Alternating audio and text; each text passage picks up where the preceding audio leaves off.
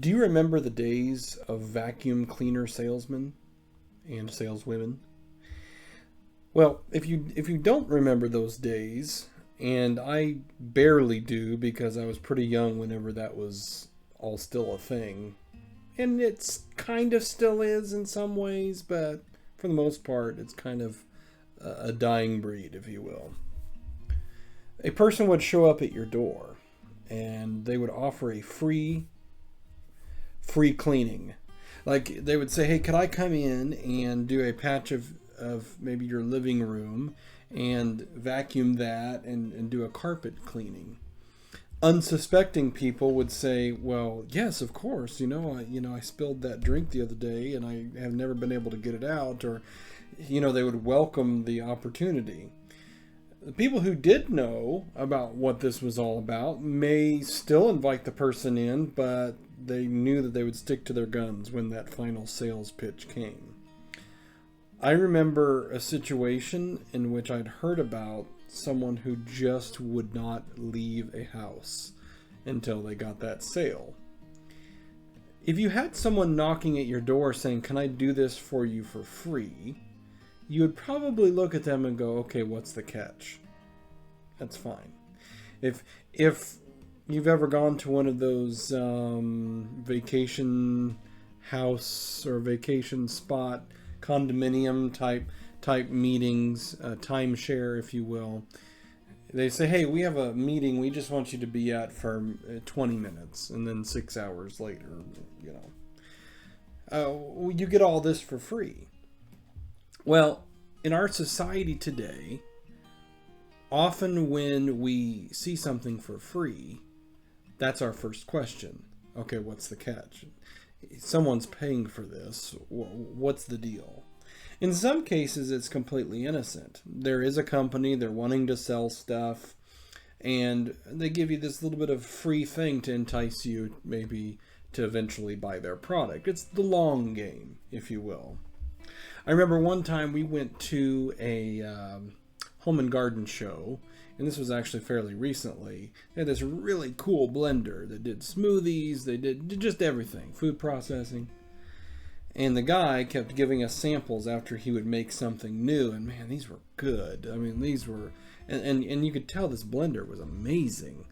And finally, we're just like, okay, how much is this? Well, hold on. Let me give you one more thing here, or let me show you one more thing. Let me show you one more thing. We're sitting there for half an hour while he shows us one more thing.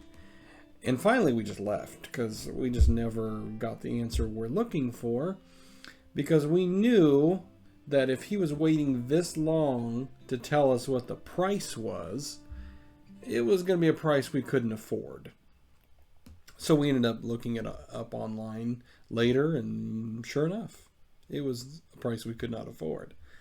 They want to give you the value first and like what you're getting, and then they come in with the price. Here's what's in it for me, essentially. It can be really frustrating when someone seemingly does something amazing for you, but there's always that catch. There's always that, like, okay, here's what I'm really trying to accomplish.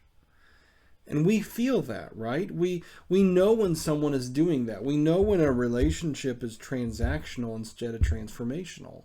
And I use those phrases all the time. We can sense that. Hey, I'm only meeting with you today so that my needs are met, or I can get this out of you, or I'm only doing this nice thing for you so that it kind of stores up points in my bank, so to speak. And it's just, we know when that is happening. We can feel it, and it doesn't make us feel good. Galatians 5 gives us the opposite feeling when we look at why Jesus came.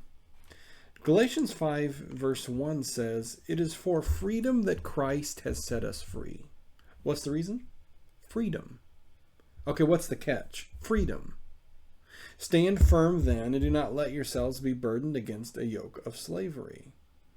Certainly, we put our faith in Jesus.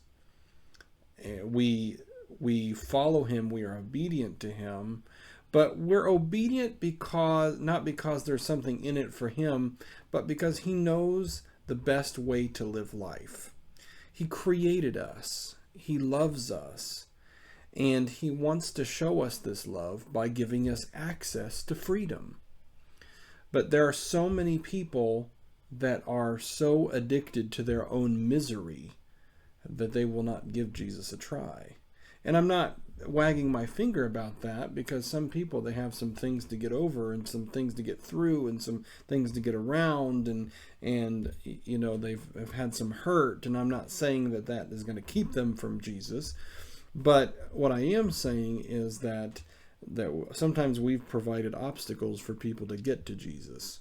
So what's the reason? Jesus is not the carpet cleaner, the vacuum salesman from door to door, like, yeah, I'll do this for free for you, but here's what's in it for me. The literal reason why Christ has set us free is to give us access to freedom. And it seems like a very simple message, but it can't be any more profound.